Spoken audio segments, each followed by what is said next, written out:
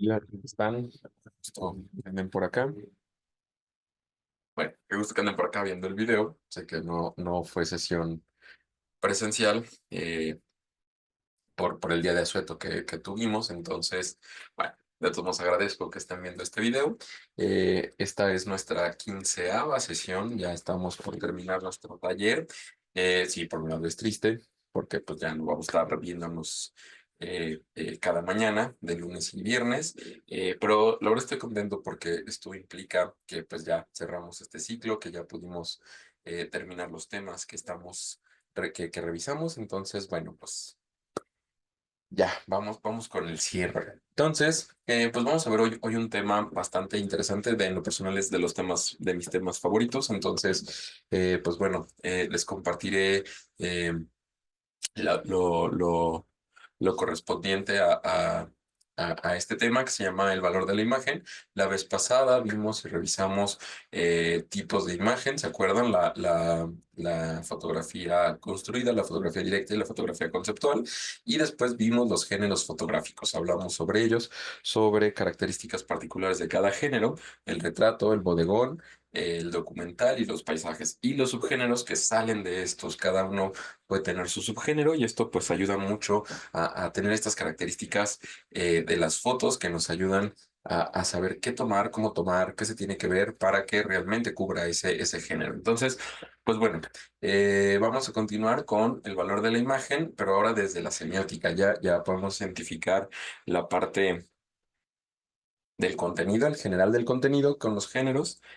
Ahora vámonos un poquito más específico, a hablar un poquito más en los adentros de esto. Entonces, pues vamos a ver la semiótica, la semiótica en la imagen, lo cual, pues, he de decirles, la semiótica es un tema bastante complejo, es un tema bastante amplio y profundo, porque pues, la semiótica viene de una rama de la filosofía que estudia los significados, que estudia eh, eh, eh, cómo se arma el lenguaje y qué significado les podemos dar tanto a palabras, a imágenes, a iconos, a toda esta parte.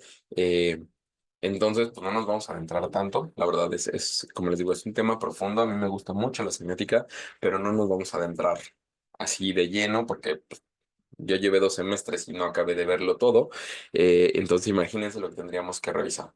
Así que les voy a dar como una introducción a la semiótica para que ustedes puedan tener a la mano estos elementos que nos van a ayudar posteriormente a, a- a seguir leyendo nuestras imágenes, no solo las que producimos, sino también las que observemos. Entonces, pues bueno, vamos a empezar con la semiótica.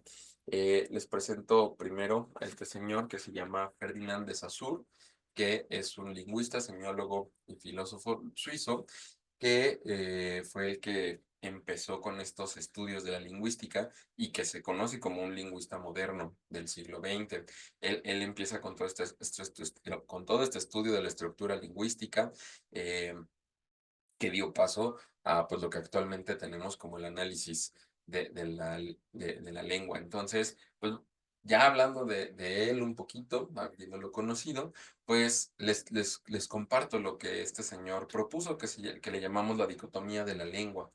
Este señor se dio cuenta que al escribir, porque principalmente fue sobre la lengua escrita, el análisis que él hizo, se dio cuenta que nosotros hacíamos gráficas, que hacíamos unos símbolos extraños, no extraños, pero unos símbolos que después nosotros podíamos comprender.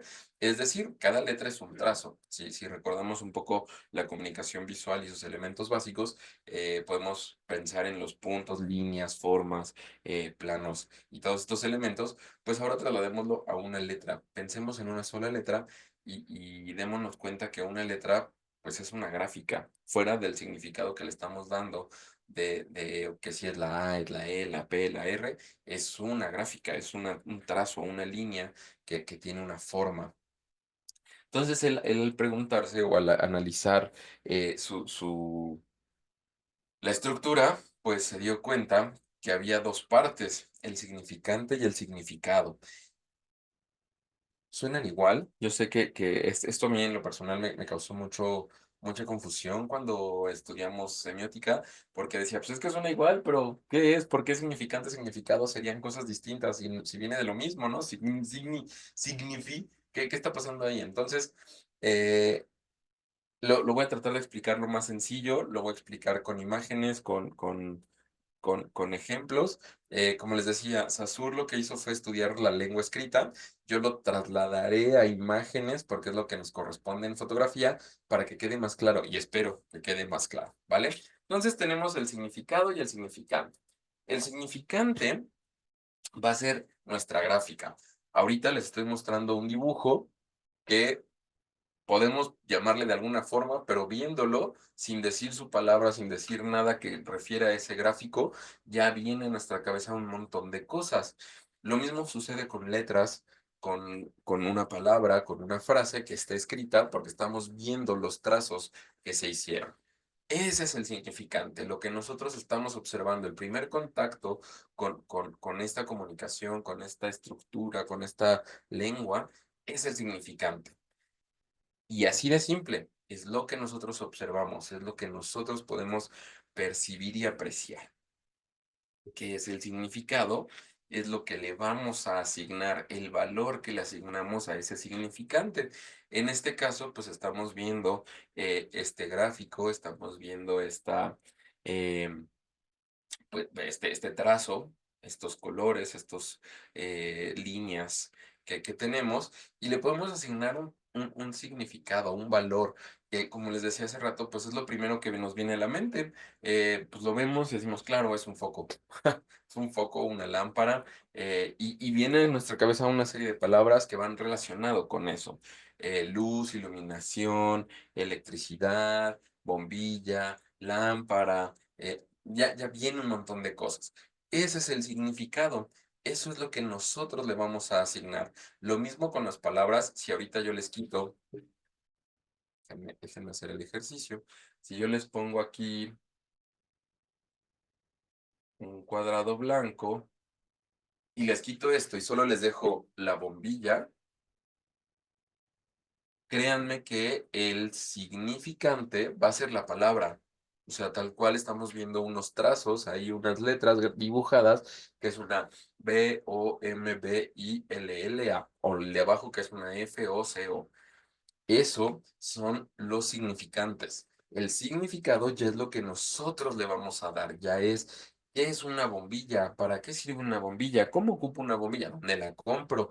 ¿Por qué le llaman bombilla? ¿Por qué le llaman foco? No es lo mismo, es diferente. Pues todo esto ya empieza a venir como un significado del significante, ¿ok? Espero que quede claro, que no haya duda. Ahí está. Que no haya duda de esta parte, significado y significado. Les voy a contar una experiencia que tuve en pandemia.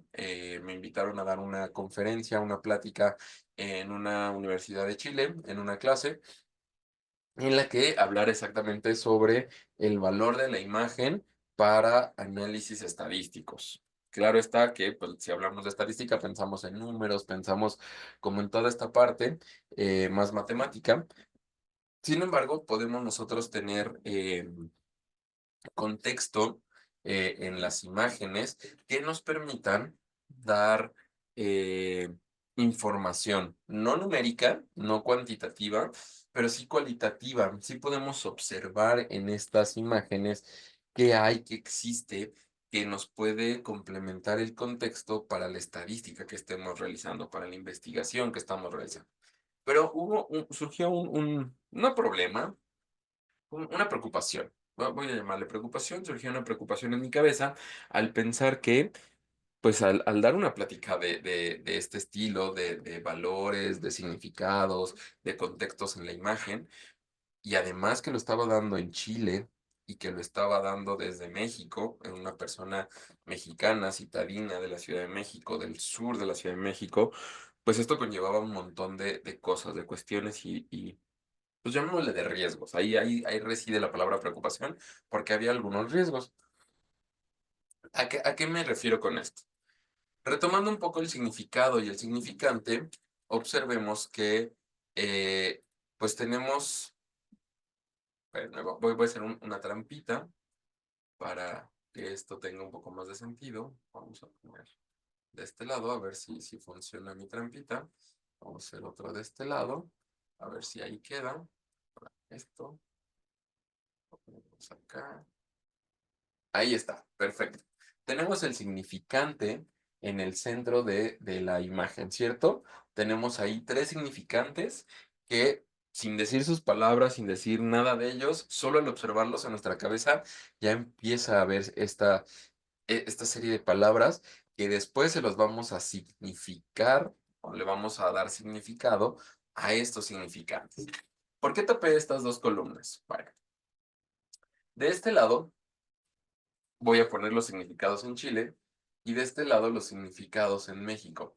¿Por qué hice esta diferencia? Porque me di cuenta al analizar sobre qué iba a hablar, cómo lo iba a hablar y cómo lo iba a abordar desde México hacia Chile, me di cuenta que tenemos significantes iguales, pero significados diferentes. ¿A qué me refiero?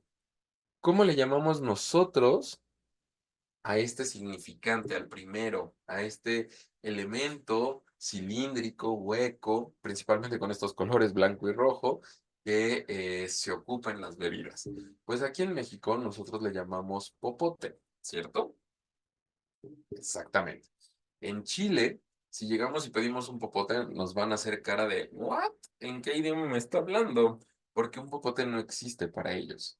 Existe el significante, pero no el significado. ¿Qué significado tienen ellos? Bombilla. Para ellos, la bombilla es este artefacto con el cual pueden beber algún líquido eh, que está hecho de plástico, que es cilíndrico, que es hueco y podemos sorber a través de él. Y creo que ya van a entender por dónde va esto del significado y el significante. Porque entonces, ¿cómo le llamamos nosotros al segundo significante? Sí, no es muy común que en México le llamemos bombilla, pero si nos dicen, oye, necesito una bombilla, pues sí sabemos y nos referimos a este otro elemento, este significante, que pues también le llamamos foco. Y entonces, si un chileno viene a México y nos dice, oye, préstame o dame una bombilla, nos vamos a decir como, ¿y para qué quieres un foco? O sea, ¿tú para qué te sirve un foco? ¿Vas a tomar un refresco? ¿Qué? ¿La bombilla para qué, no? Exactamente. Empieza a haber estas diferencias en el que un significado en un estado, en un país, en un lugar, en una locación, es bien distinto a otro. ¿Cómo le llaman a este significante en Chile? Ampolleta. Le llaman ampolleta y entonces ahora sí necesito una ampolleta porque la que tenía en mi casa se fundió. Y nosotros diremos, bueno, ampolleta, pues una ampolleta no se funde, se rompe, se vacía, porque para nosotros esta ampolleta es el espacio donde, o el recipiente donde se guardan donde se guardan las medicinas, donde guardamos estos líquidos o estos medicamentos que nos inyectamos. Pero ¿qué creen? Ellos le llaman tal cual recipiente, porque al decir ampolleta, pues no nos van a entender. Entonces, con este ejemplo, espero que quede más claro qué es el significante y el significado. El significante es la representación de algo y el significado ya es el valor que le vamos a dar. Ya es lo que realmente piensa nuestra cabeza cuando vemos el significante. Y repito, no nos quedemos con solo imágenes, sino pensemos también en palabras, que es como originalmente Saussure hizo su análisis.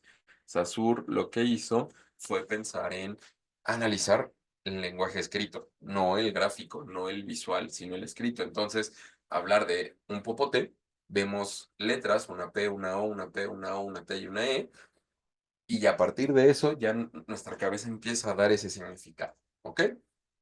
Muy bien, pues continuemos ahora con otro señorcito que dijo, ok, perfecto, esto funciona, pero tenemos que darle un giro. Este señor se llama Roland Barthes, también un teórico literario, semiólogo y filósofo francés, que se interesó y escribió sobre la crítica literaria, la lingüística y principalmente filosofía del lenguaje entre signos, símbolos y para nosotros fabuloso, la fotografía. Barthes fue un semiólogo que no solo se preocupó por la estructura escrita o del lenguaje escrito, sino también sobre la gráfica, sobre las imágenes, sobre los símbolos, cosas que nosotros manejamos. Entonces, pues señor Roland, le agradecemos mucho este análisis porque nos da muchos elementos para las imágenes. Pero ¿qué creen? Él propone no la dicotomía, sino la tríada del lenguaje. Ya no son dos elementos. Dice, perfecto, lo que hace Saussure está bien padre, me gusta. Sí tenemos el significado y el significante, pero ahí nos queda vacío un espacio. Vamos a hablar de la significación. Ya no solo es lo que veo, ya no es solo lo que pienso y le doy el valor, sino ahora le agrego mi contexto, le agrego lo que yo estoy interpretando, una interpretación personal. Es decir, tenemos un significado, que es el que observamos, tenemos un significante, que es el que nosotros, perdón, espérenme, déjenme ver si ahí queda bien, que es el que nosotros le vamos a otorgar ese valor. Y después él dice, bueno, viene la significación, bueno, ahí me falta un cachito, ahí está. Viene la significación, que es lo que yo interpreto. Me hubiera encantado platicar con ustedes en vivo. Estuvo rico el descanso, pero también extrañé esta plática para ver qué opinan. Pero hagan el ejercicio, ok, significado, bombilla, foco, significante, es esta imagen, pero ahora de la significación, cuéntenme qué interpretan con esto, qué interpretación le pueden dar a un foco, a una bombilla. Y ahí pueden venir de verdad mil cosas. Pueden venir luz, iluminación, inteligencia, electricidad, lámparas, día y noche, luz y sombra, contrastes. Pues en fotografía, nuestra materia prima, y principalmente, y yo es el ejemplo que pongo, es el de la idea. Cuando se ve un foco es como, se le prendió la cabeza, se le prendió el foco, se tiene una idea. Esa es la significación. ¿Qué vamos a otorgarle nosotros a ese significado? ¿Qué vamos a nosotros a relacionar de lo que sabemos, de lo que conocemos, para complementar ese significado? Tenemos nuestro significante, tenemos el significado. ¿Qué es para nosotros? ¿Qué significa para nosotros? La significación lo aporta Batres pensando en que las imágenes van más allá de solo un significado y un significante. Ya no solo nos quedamos con, pues sí, estoy viendo quizá un pájaro, en mi cabeza viene la palabra pájaro porque ya vi la imagen, ya vi en mi cabeza el significado del pájaro, que es un pájaro, un ave, o un ave que tiene un pico, unas plumas, vuela, hace nido, pone huevos, etcétera, etcétera. Pero ¿qué significación le doy? Libertad, eh, migración. Si hablamos de un ave en específico como la paloma, pues puede ser la paz, el Espíritu Santo, algo religioso, también las bodas, en las Olimpiadas ocupan mucho las palomas, entonces también como una unión mundial. Todos estas significaciones es lo que se les da a un solo elemento, a un solo significante. Esa es la intención de Batres, que nosotros a través de un solo elemento podamos darle muchas significaciones, podamos entender más allá de lo que solo estamos viendo, sino ahora lo que de acuerdo a nuestro contexto, a nuestra cultura, a nuestra educación, a nuestros credos, a nuestro todo, podamos darle esta significación. ¿Ok? Pero pues no nos vamos a quedar ahí, porque suena interesante, suena muy bonito, pero puede ser un poco complejo, puede ser un poco, eh, ¿cómo decirlo? Sí, puede ser no tan sencillo el pensar pues tengo que entonces como analizar y sacar todos mi diccionario de la significación, porque pues sí, quizá pensar en una paloma puede traer muchísimos significados, muchas significaciones, perdón. Como decíamos, el Espíritu Santo, religión, pureza, virginidad, libertad, espacios libres, migración, el cuidado de las palomas o las aves a sus huevos, a sus nidos, eh, puede ser amor, matrimonio, la unión de personas, si se dan cuenta, sacamos ahorita varias. Entonces, para que no pase eso, para que no nos nos cueste trabajo una lectura de una fotografía, Bartres, él mismo, propone el valor de la imagen en el cual lo divide en valor denotativo y valor subjetivo. Valor connotativo y denotativo. Perdón, es que estoy acá revisando esta computadora que algo le pasó. Me disculpo por ello. Listo, ya está. Tenemos el valor denotativo y el valor connotativo, que son los valores que le vamos a asignar a nuestra imagen de acuerdo a esto que ya vimos. Significado, significante y significación. Pero, como les decía, para no tener estos tres elementos, los separo en dos. Antes de explicar cada uno, quiero dejar como claro estos dos mundos, el mundo del objetivo y el mundo de lo subjetivo, porque es a donde vamos a entrar. El mundo del objetivo es una forma de manejar objetivamente la información. No da pie a interpretaciones, no da pie a pensares, a creeres, simplemente es lo que es. Emplea palabras de forma literal y solo se puede interpretar de la manera que es. No, no hay literalidades, no hay metáforas, solo es.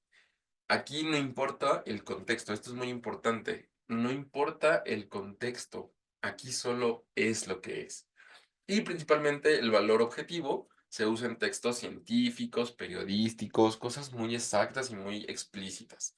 Mientras que el valor subjetivo o el valor eh, eh, el mundo de lo subjetivo, pues sí emplea palabras en sentido figurado, se basa mucho en la retórica, en metáforas, en comparaciones, en superlativos, en todas estas herramientas que nos ayudan a interpretar, porque también lanza mensajes en el que el emisor los piensa, los interpreta, y eso le ayuda a comprender el mensaje, que no siempre es el mensaje original, porque ojo, estamos en lo subjetivo, estamos en el punto en el que ya son de acuerdo a lo que yo tengo. Aquí sí es bien importante el contexto. Aquí sí el contexto es parte de dar a entender qué se está haciendo, cómo se está haciendo, qué hay que ver, qué no hay que ver, qué relaciones o interacciones hay entre elementos para poder entender e interpretar. Eh, este lenguaje subjetivo es propio de textos literarios por simbologías, por interpretaciones, por metáforas y todos estos recursos que nos permiten enriquecer esta parte de los textos. En la imagen es lo mismo. Tenemos el valor denotativo, que es la parte objetiva, es decir, aquí no solo nos vamos a dar cuenta de lo que hay en la imagen, aquí vamos a ver qué existe en la imagen. No nos vamos a poner a decir como pienso que podría ser, me imagino, yo creo, yo interpreto, yo siento. No, no, no. Aquí si yo veo, ahorita vamos a hacer un ejercicio para aclarar este punto, pero si yo estoy viendo personas, digo, hay personas en la imagen. Hay un perro, hay un gato, y no doy interpretación ay, el perro es del dueño de no sé quién. No, aquí es un perro, un gato y una persona, punto. Y nada más. Mientras que en el valor connotativo, ahí sí le damos toda esta interpretación. El perro se está peleando con el gato y entonces el gato, su dueño está enojado, la dueña del perro está bien molesta porque los dos están peleando, los quieren separar y bla, bla, bla, bla. Y nos contamos unas historias bien buenas, bien buenas, que nos ayudan a entender la imagen. Pero solo hasta ese punto, hasta el valor connotativo, es cuando ya nos permitimos hacer estas historias. Antes no. En el denotativo, ahí sí tenemos que mantener esa distancia para nada más explicar qué hay en la imagen. Nada más, porque ya teniendo los elementos desmenuzados, separados y ubicados, vamos a poder nosotros ahora sí decir qué interpretamos. ¿Ok? Muy bien, pues nos vamos a quedar con esto, valor denotativo, valor denotativo. Y ahora déjenme presentarles la imagen con la que quiero que hagamos este ejercicio. Déjenme ver dónde la tengo, yo la tenía por aquí. Que en teoría, he de decirlo, yo lo tenía en la imagen en ese... Ahora, no está. Yo tenía la imagen puesta ahí en la presentación, pero no sé por qué razón ya no está. Entonces déjenme ver por qué no está, pero si no ahorita rapidísimo la ponemos en... Mm, mm, mm, mm, mm, mm. Pues no está. Entonces, se las comparto. Vamos ahorita a analizar una pintura. Eh, espérenme, aquí está. Vamos a analizar una pintura. Esta pintura a mí es de mis favoritas. De decirles que por eso la ocupo, por eso esta está bien. Por eso la ocupamos para hacer análisis. Déjame poner esto acá arriba.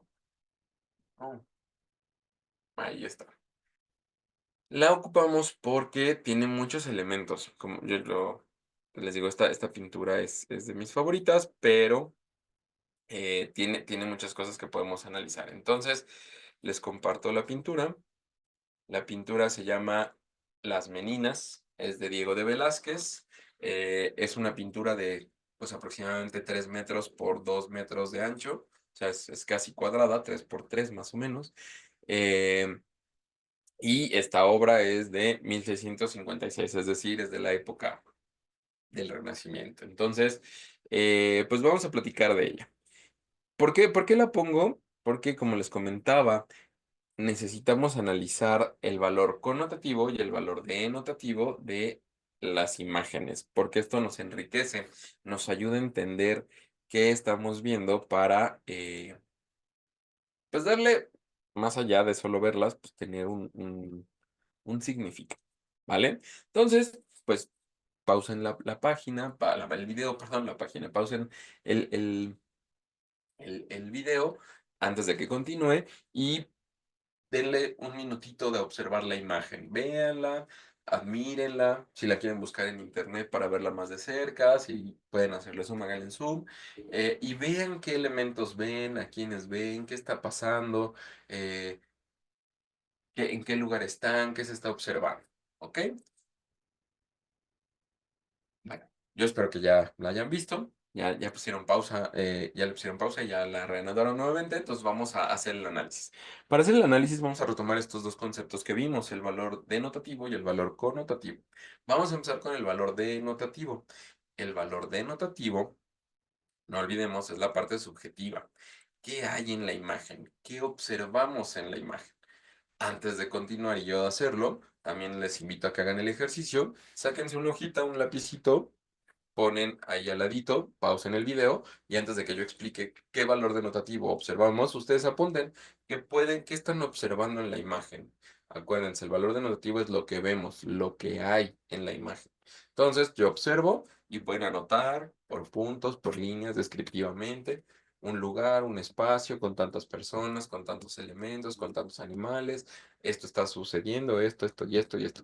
Acuérdense, son elementos que observamos, no que suponemos, sino que observamos. Entonces, póngale pausa, háganlo, listo. Supongo y espero que ya. Bueno, me quedó una cara muy fea, ¿verdad? Bueno, está bien. Muy bien, ya le pusieron pausa, ya lo reanudaron, ya recuperé mi rostro. Y ahora sí, vamos a ver. El valor denotativo que tenemos en esta imagen son un cuarto que tiene una obscuridad en el fondo, a excepción de una puerta abierta donde se ve una claridad y una ventana del lado izquierdo que también nos da una claridad, o una ventana o un espacio abierto que entra la luz por ese lado. Tenemos 4, 6, 8, 9 personas en el espacio. Tenemos un perro, tenemos atrás, vemos cuadros en las paredes y vemos uno que está muy marcado que que se observa ahí en ese espacio. ¿Ok? Vemos a una persona que tiene herramientas de pintura. Tenemos ciertas vestiduras que conocemos y podemos asignar a la época. Ahí vemos a una persona que trae como un hábito. Vemos a otro señor que también trae una capa.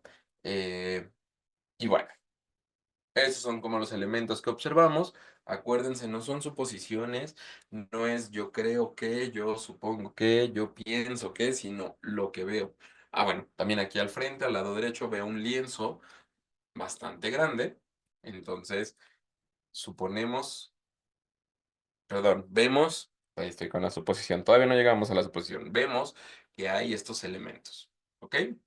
Si alguien observa alguno otro, está perfecto, puede tenerlo ahí apuntado en su lista, pero principalmente estos son los elementos que se observan, que no se discuten, que no hay, no, pues es que yo veo 14 personas, pues yo nada más veo 2, 4, 6, 8, 9, y por ahí veo un cuadro que posiblemente tiene un retrato de dos personas más, pero al ser un cuadro, pues no son personas, es un cuadro de dos personas, ¿vale?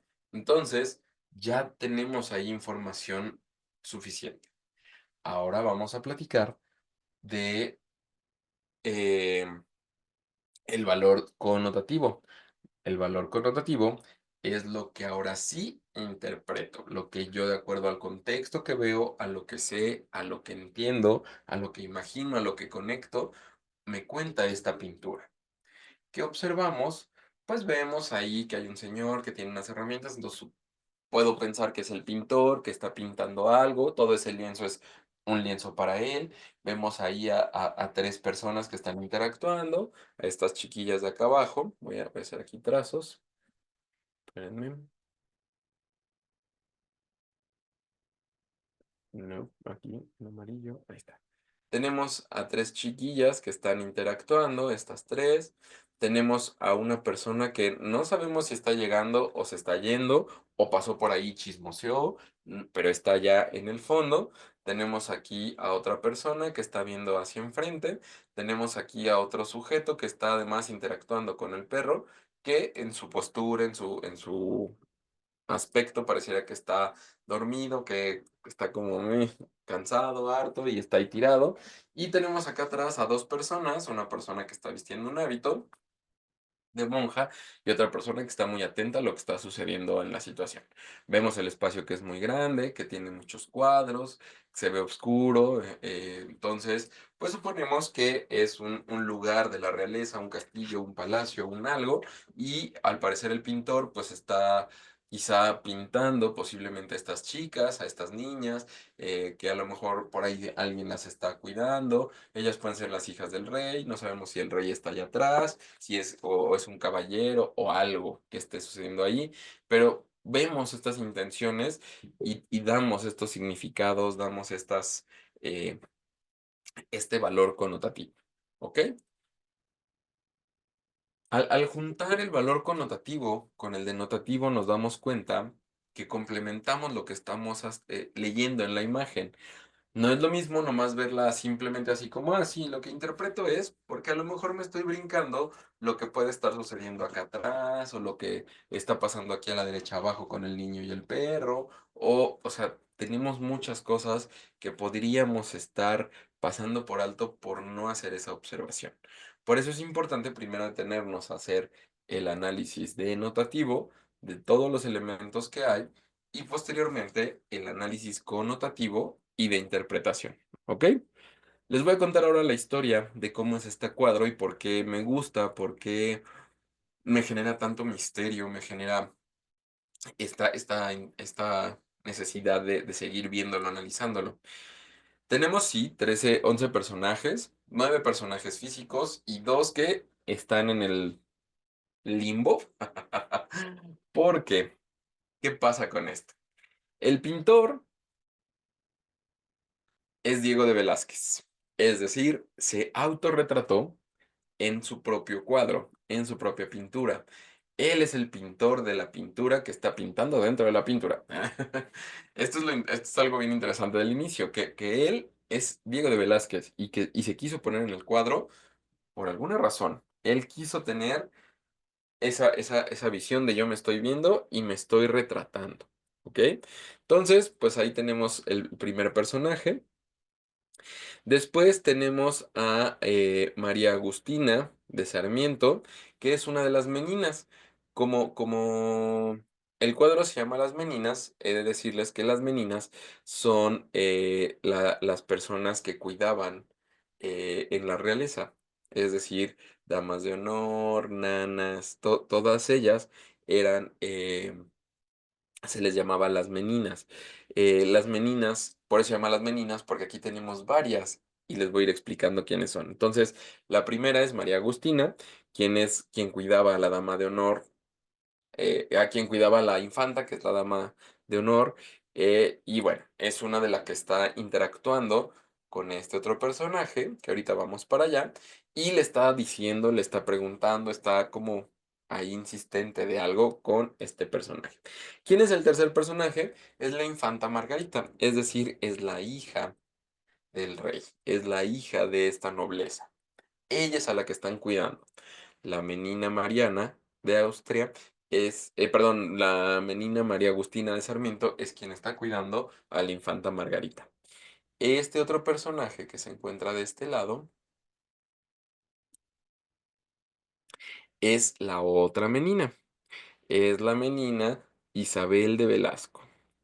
Ella también está ahí cuidando, está también viendo qué está sucediendo, pero si dan cuenta, está como en una acción de sí quiere interactuar con la infanta, pero también está pasando algo de aquel lado y está viendo hacia otra dirección. Está viendo en otro espacio, ¿ok? Y que eso es lo interesante y que ahorita lo vamos a deducir, porque si dan cuenta, la infanta Margarita también no tiene la mirada hacia un lugar dentro del cuadro, sino lo tiene hacia afuera del cuadro. Vamos para allá.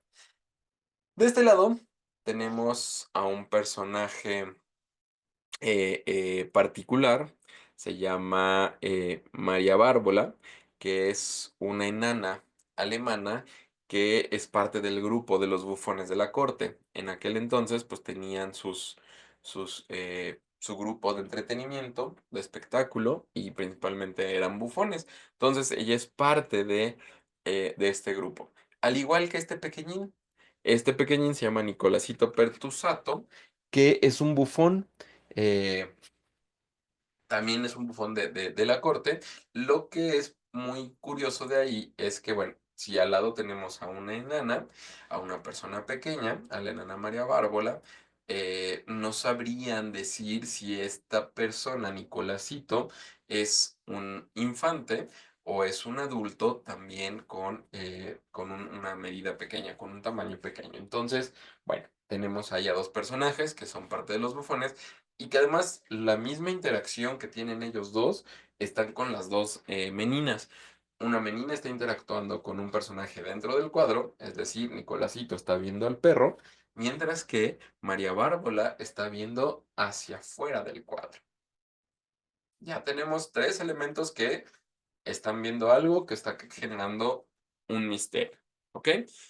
Vamos ahora con este personaje que se llama Marcela de Ulloa, quien ocupaba el cargo de las damas. Es decir, ella era también parte de la corte, del cortejo de la infanta, en general de la corte de cuidadoras de la casa, que pues estaban ahí para servir.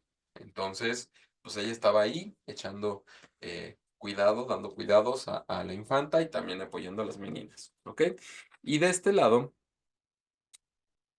ay, perdón, se me está secando la garganta.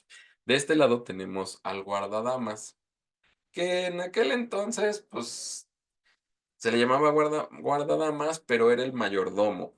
Era quien cuidaba de toda la casa, quien administraba.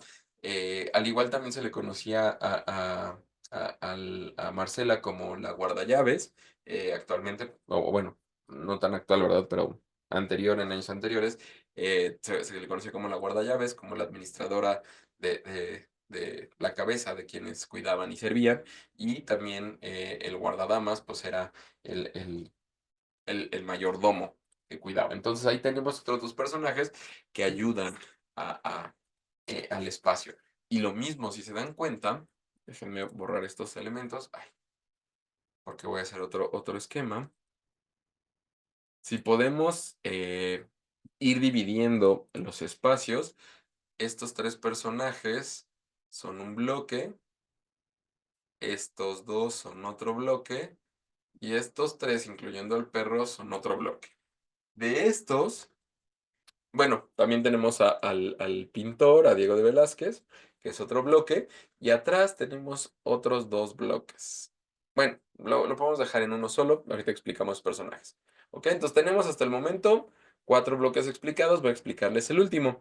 El último, tenemos a un personaje en la puerta, que es José Nieto, que es el jefe de tapicería de la reina.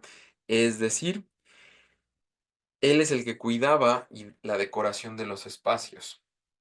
Suponen, se hace una investigación y se cree que él está ahí porque exactamente pues es el espacio donde él hace su chamba, donde él decora, donde él está al pendiente de los cuadros, de lo que se va a poner, se va a quitar, y por eso aparece ahí. Pero también es un elemento importante en el cuadro porque es el lugar, uno de los dos lugares donde hay luz, donde sale un espacio que ilumina para poder observar. Y esto nos ayuda a entender la imagen con profundidad.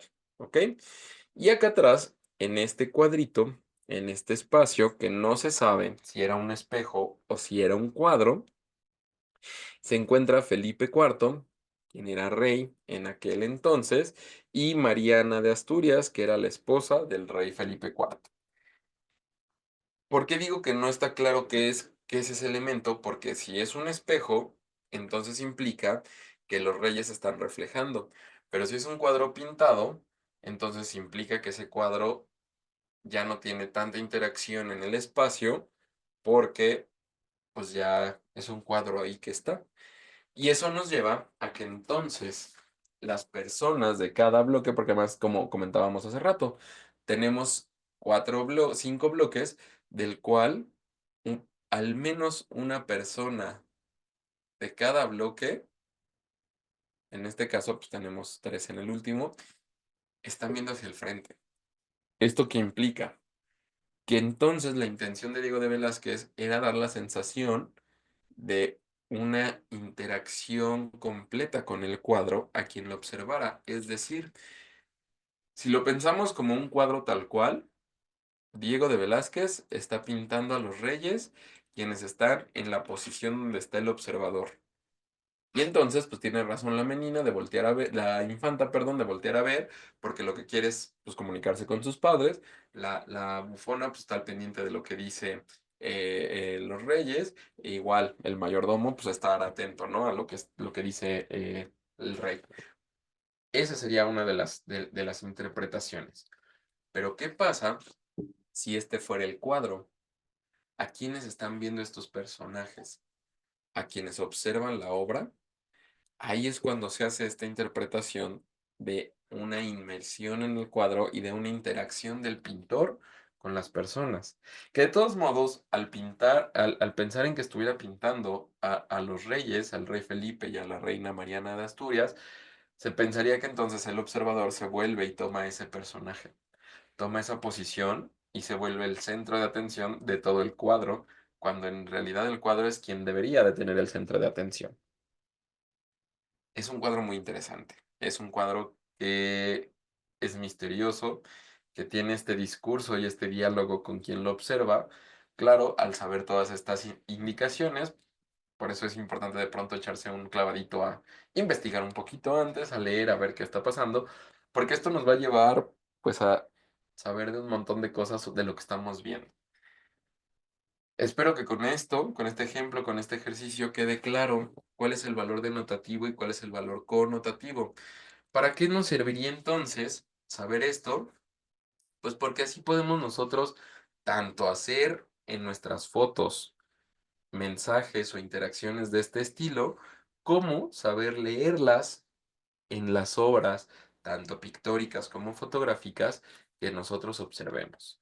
Acabamos de analizar una obra preciosa, hermosa, muy interesante del año de 1656, muy famosa, de Diego de Velázquez, Las Meninas, basado en solo dos conceptos, valor denotativo y valor connotativo. Y ya vimos que pudimos sacarle mucho jugo a esto. Y si seguimos investigando y seguimos leyendo sobre ello, seguramente vamos a encontrar mil cosas más, ¿vale? Entonces, pues la invitación es que ustedes hagan este ejercicio con sus fotos, pero también con otras fotos, que tomemos fotos que nos gusten, que tomemos fotos que sean interesantes, que nos llamen la atención y hagamos ese análisis. ¿Qué hay en la foto? A ver, estos elementos están. ¿Qué me quieren decir? ¿Es realmente, o sea, coincide lo que hay con lo que entiendo? Si hay un match, sí coincide lo que estoy entendiendo con lo que posiblemente la fotógrafa o fotógrafo me quiera decir, o en mi foto propia lo que yo estoy interpretando es lo que estoy entendiendo. Eso es parte de cómo leer, cómo darle valor a una imagen para que, pues, la imagen realmente funcione, para que una imagen realmente cumpla con su objetivo, ¿ok? Entonces, pues bueno, espero haya quedado claro. Si no, el viernes me tomaré un ratito para poder complementar, para solucionar dudas.